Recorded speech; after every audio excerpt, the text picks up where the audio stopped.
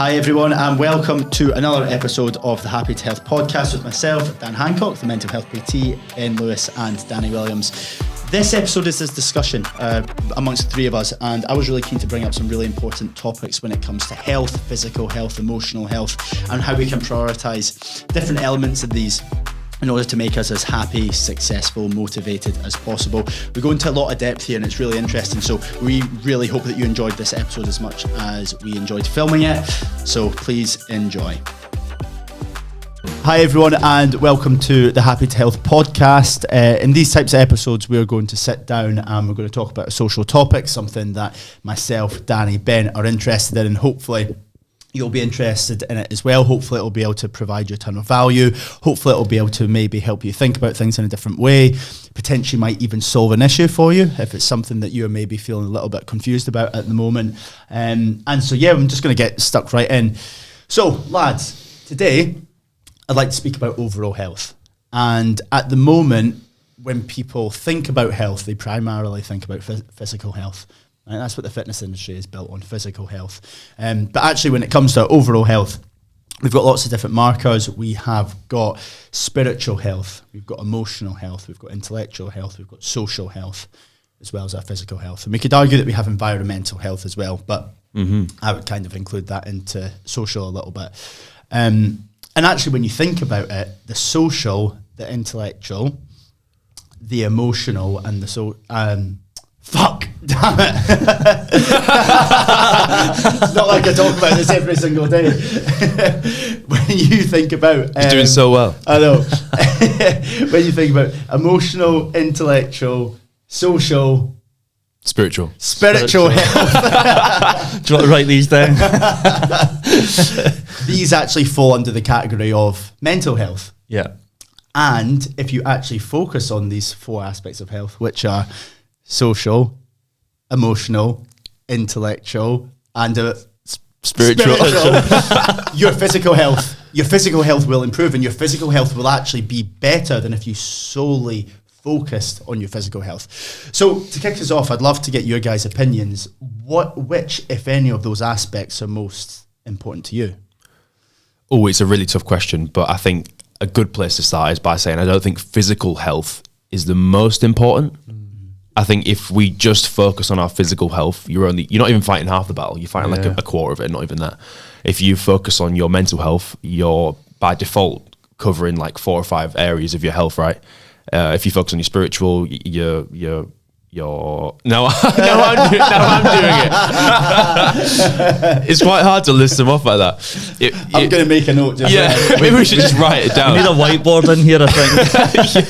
Literally talk about this every single day. For people listening, it's the first thing in the morning and my brain hasn't really started yet. Apologies. Normally a bit sharper than this. We've got spiritual, emotional, social, intellectual, lovely, and physical. Lovely.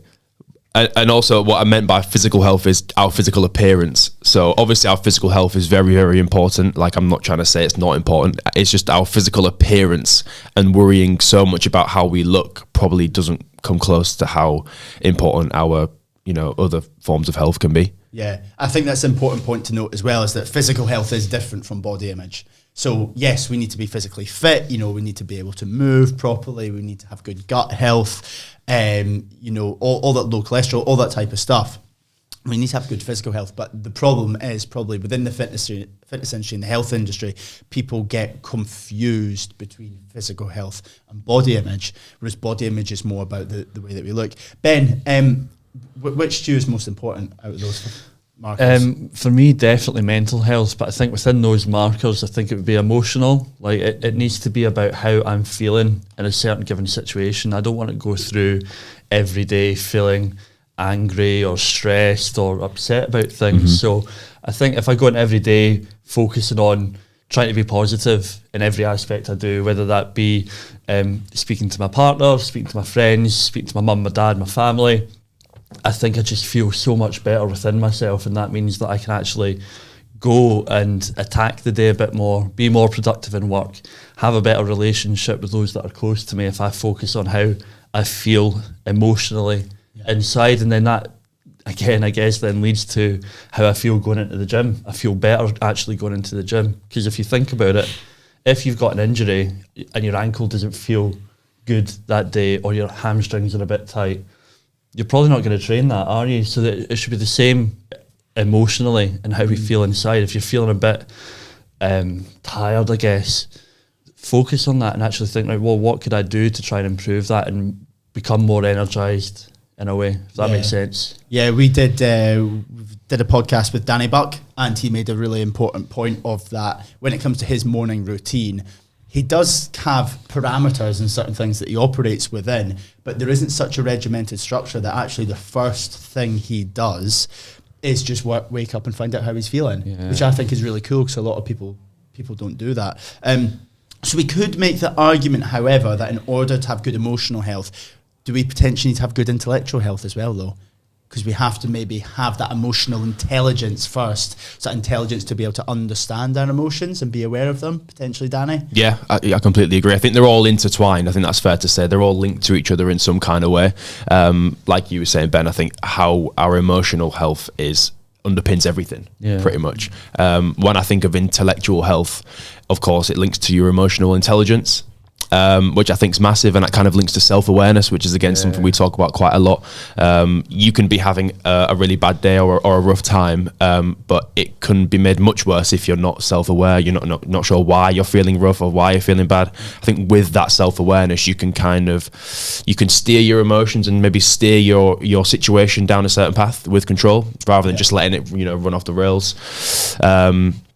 It's hard to say which is more important. I think emotional health kind of underpins intellectual health rather than the other way around, in my perspective. I'm not sure how you feel about that, but I think emotions and emotional health underpins everything, pretty much. It underpins everything, and I think intellectual, spiritual, these examples kind of almost spin-offs of that is kind of how I see it. So I'd probably argue emotional is the most important. And Dan, sorry mate, but I guess if anyone listening to this is the first time they've heard about these different markers, and they're wondering what could I do to improve them. Emotional one is a bit self-explanatory, but how would you say someone could improve their intellectual health? Yeah, so that was going to be my questions, actually, about what certain things, if you were to do 3 things that would focus on improving your physical health, what would they be? Your intellectual health, what would they be? So I'll kick us off then with intellectual. So I think intellectual is all about our awareness as well, and understanding of certain situations. And I feel as if sometimes when people use the term intelligent or want to talk about intelligence, people just think book smarts, but you need to think about street smarts and life education and things like that as well.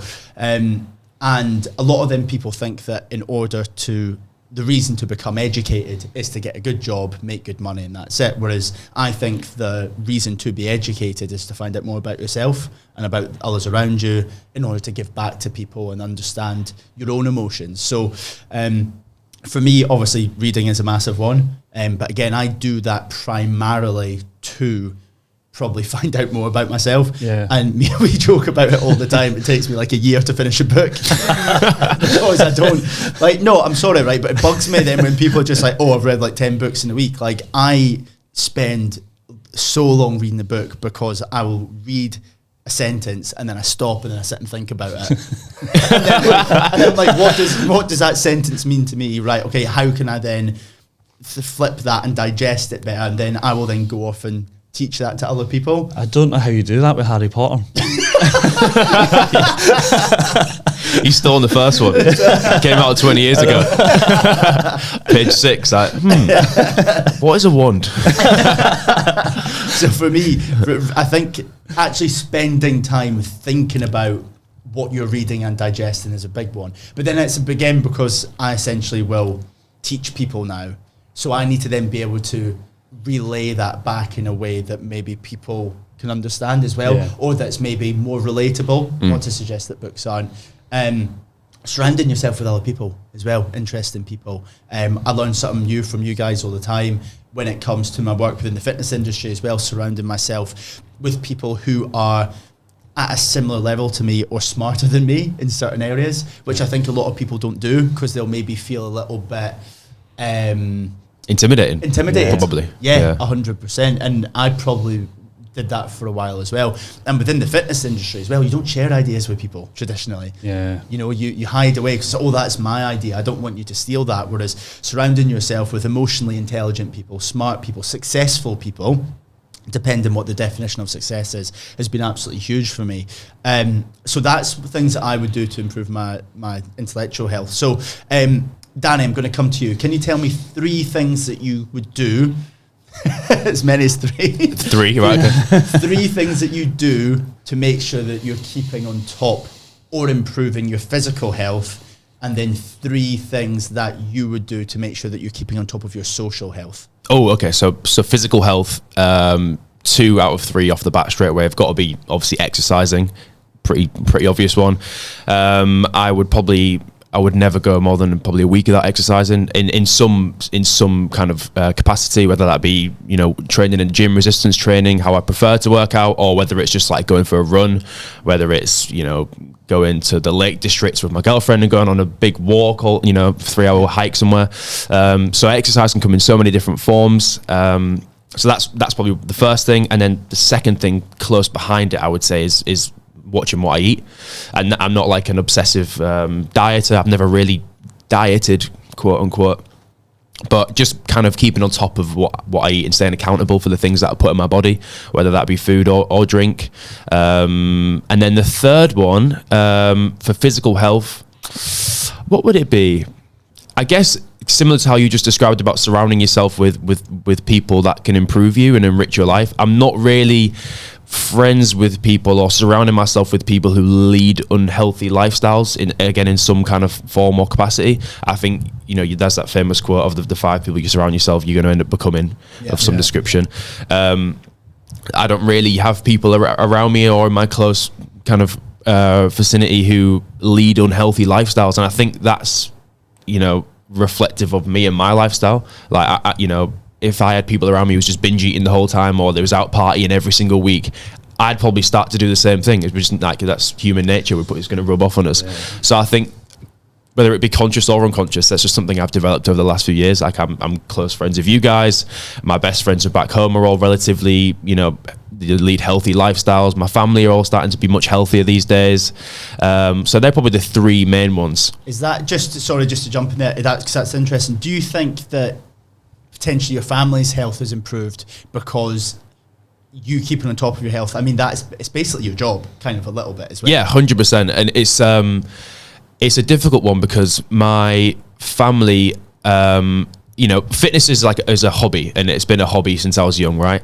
And not everyone's into fitness, but everyone should be into looking after themselves and looking after their health. Yeah. And there is a distinct difference. Like when I got into the gym and working out was purely like a fitness hobby, whereas now I see health as something that everyone should attain or should strive to be attaining and maintaining. Yeah. And it was a bit of a longer shift for my family. I think they're now starting to kind of realize it, and also like I completely appreciate and understand that fitness and working out isn't for everybody. Yeah. It's just about finding something that you enjoy and finding something that's much more sustainable. And my family, I guess, are getting to a point now where they're like, oh, actually, health is for everyone. It's not just like you've got to be a bodybuilder with a 6-pack. Like everyone can be healthy, and it's something that we can all strive for. Yeah, and I think it's kind of just redefining what fitness is. That's one of the main things that we will talk about. And like you said, exercising can be going to Lake District, going for a walk. For you, it can be taking like the dog for a walk. Like that is exercise. So Danny, you covered. You asked me a second question. I forgot what it was. It was social, but you kind of covered that within social groups as well. So I'll pass it over to Ben. What sort of things do you do to keep on top of your social health? Because we are quite open about having, I mean, not as big a social life as we used to, but you know, we like to go for a drink. We like to go for nice meals, especially when we're traveling. That's one of the main things that we do that keeps us happy and actually helps us unwind.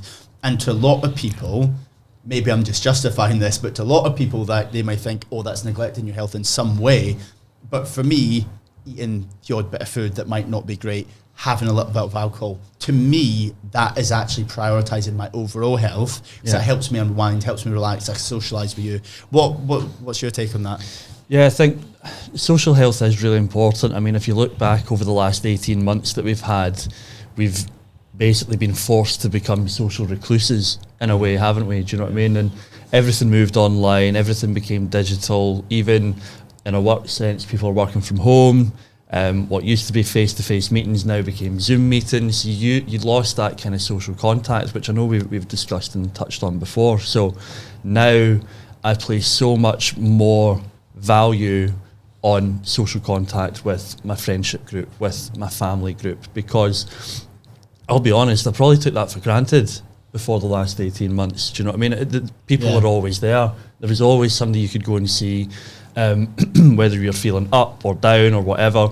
There was always somebody that you could go out for a walk, go for a coffee, go for a pint, and just sit and have a chat with. So now for me, focusing on the social aspect more and actually wanting to make that connection with people, I place a much more value on, because I didn't think I valued it to the extent that I do now before the last 18 months, because I don't know, it's kind of hard to admit that in a sense, I guess, but it sounds like a cliche, but you don't know what you've got until it's gone. And I think I really realised that over the last 18 months, and I missed doing the things that we used to before lockdown. So now for me, looking after my social health is purely going out and connecting with as many of my friends, or making new friends, as we gallivant around the country teaching our course. Do you know what I mean? But that's what I place value now on, because I feel like if I have that contact with people, I feel better within myself, because we always say that we're social beings, aren't we? Yeah. No, it makes total sense. I think everyone's felt the same in some way over the course of the last couple of years. Like, Danny, because of your work and your lifestyle, you are a very social person. But sometimes being a social person, I'm sure it will have then its downfalls as well. We've spoke a lot about you understanding your identity and your purpose a lot more, especially over the course of the last year, I would say. Realising kind of what route you could go down, but then what route you want to go down. So how much of a pressure is there on you in sort of finding that balance in social health? Because you need to be sociable, you need to keep up appearances, but you also can't put too much pressure on you. No, 100%, and it's something that I didn't find easily in the beginning, and like you said, the last year's been a bit of a discovery period for me, and I guess in that sense, the pandemic and the forced changes to all of our lifestyles has kind of accelerated that discovery. I moved to London 5 years ago, and since then it's been a very I would say social route that I've gone down. But the pandemic especially has highlighted just how much of a family and friends orientated person I am. I find it quite difficult to be away from my loved ones for a prolonged period of time. And like you said, you don't know what you've got till you've lost it. And I went I spent last Christmas literally in my house with my friends, which is great. I live with my friends, but didn't see any family on Christmas for the first time in my whole life. And I was like, this is actually really rubbish. And I don't want this to happen again. So I think coming back to social health, I'm now much more aware of the things that I need to be doing to keep on top of my social health, and starting to prioritize that over keeping up appearances, doing things that might help me in my career, and just being much more aware of my intention, and realizing that it's okay to put certain things above other things, rather than just what society might expect you to, in what order they expect you to put it, if that makes sense. 100%. I've got a following question for that as well then, for anyone listening. So I'm quite open now for a lot of people that we work with about, I've went through a journey of kind of discovery, of understanding who I am, what my purpose is, how I want to help people, but a lot of that came from me making a lot of mistakes, and that probably came directly from me actively and intentionally, or maybe unintentionally, being a different person for so many years. So how much of that sort of search for your own purpose would you say you had to make mistakes to get there? Did you feel as if you had to maybe try things that you didn't like in order to find that, or did you find it was more through education, through listening to other people, because obviously you're quite open about some of the people you follow on social media.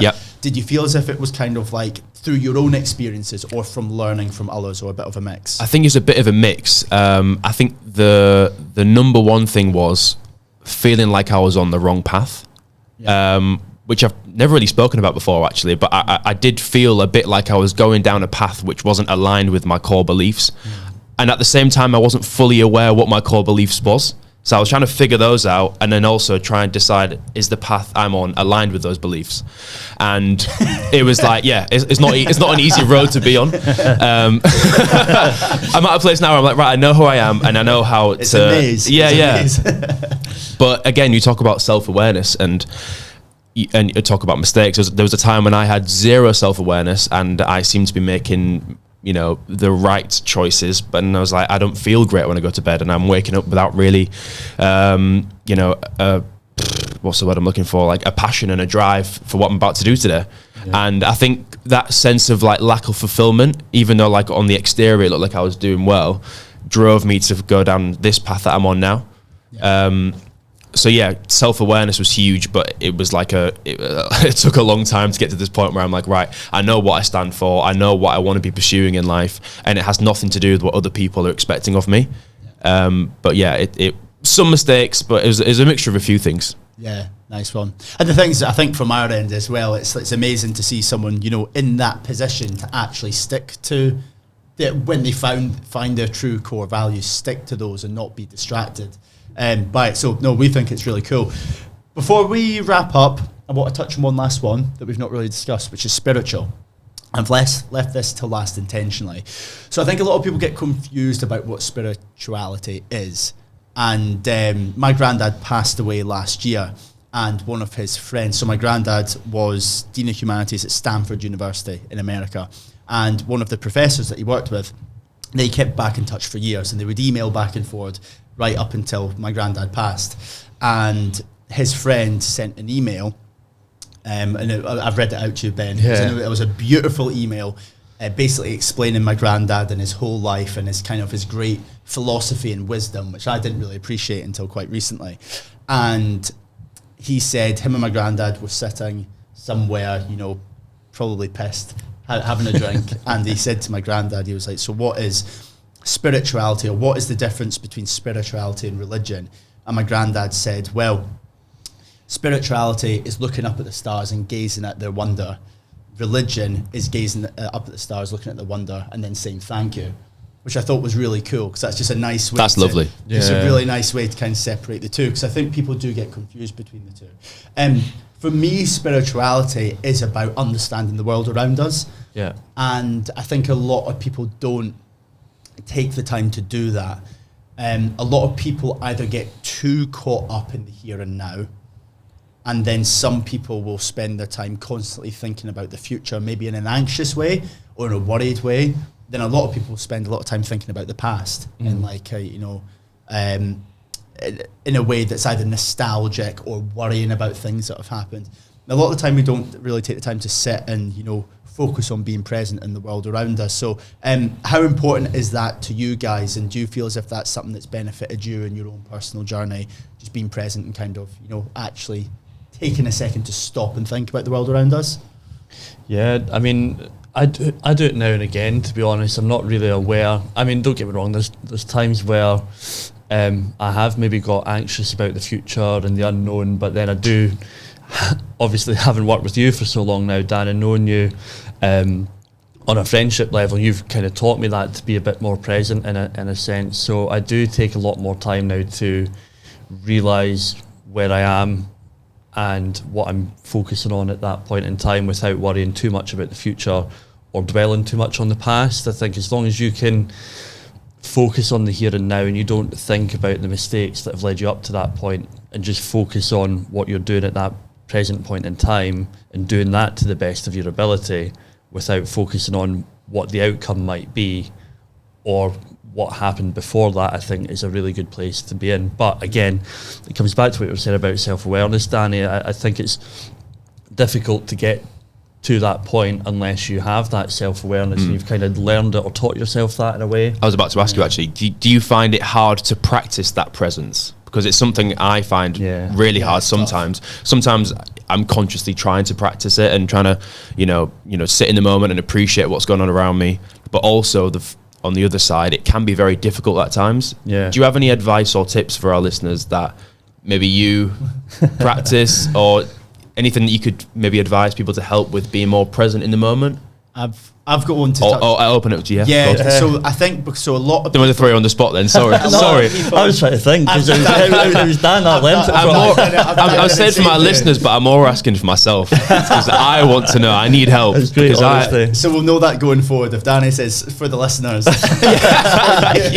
really just for me. It's really for your benefit. So a lot of the time, people associate being present with meditation, and it can be. And practicing meditation is a good way to practice being present.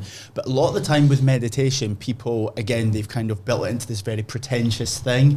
And also, they then prepare for meditation. So they schedule it in their day, they turn the lights off, they light candles, they put some music on, and then they sit down and then they think about not thinking. And that kind of defeats the purpose, doesn't it? So although that can help and focus on certain body parts, focus on certain breathing techniques and that type of thing, that's great. Sometimes actually just really trying to just relax and not think about anything without thinking about not thinking about anything is what's key. Some people might disagree with this, but actually this was something, again, that Danny Buck brought up. I actually, not in a way that's detrimental to my overall health, but sometimes I actually do like to have a little bit of mental exhaustion. Because if you do a lot of different things throughout the day, that mental exhaustion will allow me to go into that sort of semi-meditative state when I sit at night, as opposed to my mind constantly racing. So that's something that I would recommend. But yeah, any forms of, I think, meditation that you can do whilst maybe practicing something else. Like yoga is a massive one for me. Yoga's a a couple of years ago, I was one of those pretentious people running about saying yoga changed my life. You still do that. But it did. So those are things that work for me. But I'd be keen to hear, from anyone that's listening to this, what things that they do to focus on being present, focus on the world around us. And little things that they do. One thing I read, I think it was in Jay Shetty's book, Think Like a Monk, and it was a tip, I think it was in this book, that he shared about how to be more present that everybody can do. And it's something that we can do 2-3 times a day because we do it when we eat our food. And instead of naturally just rushing our food, wolfing it down, I'm the first one to put my hand up, I do that quite a lot. Wolf my food down and just not even take the time to appreciate that I've got a meal, I'm eating food, and then enjoying the food that I'm eating and taking the time to appreciate the flavors that are in my mouth, the smells I'm inhaling. And it's something that we can do every single meal. Maybe not for the entire meal, but maybe just for 10, 20 seconds, 30 seconds.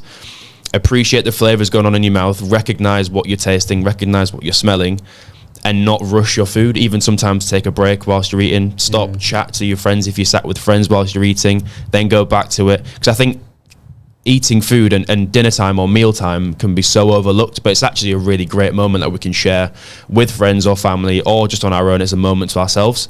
And we get 2 or 3 a day, and it's a great chance to practice a bit of presence. That's brilliant, because eating is sensory overload, and one of the things that you need to do to maybe become present in the moment is to try and get your mind and your body going at the same pace. One of the ways to do that is exactly what Danny said there. It's focusing on the senses, so things that you can smell, things that you can taste, things that you can touch. So in a sense, that texture, you're touching that in your mouth. Yeah. So that's a really good way. I love that, actually. That's a brilliant. I'm only 3 pages in. I've been on it for 3 months now.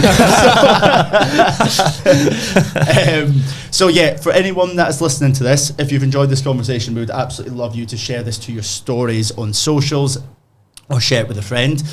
But if you do that, what we want you to do is we want you to share with them certain things that you do that allow you to become present, and things that you do that allow you to switch off, and things that you do that prioritize one of your health markers. So again, that's physical, intellectual, I'll get them right this time, social, emotional, and spiritual. And yeah, a big reminder to not become overly focused on the physical health.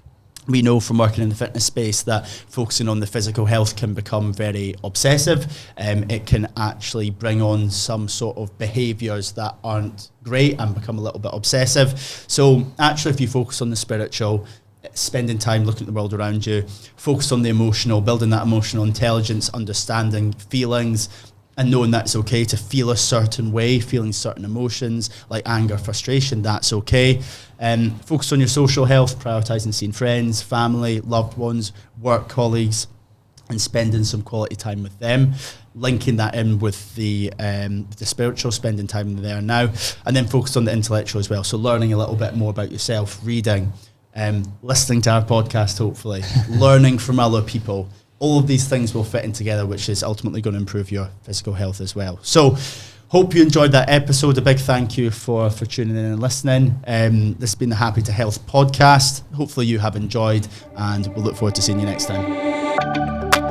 Okay, so that is the end of this episode. We really hope that you enjoyed it. We say this at the end of the episode, but guys, please share, please support us in whatever way you can, whether it's sharing this with a family member, sharing it with a friend who you think that it may benefit, and most of all, please give us a follow at Happy to Health Podcast, and we will see you soon.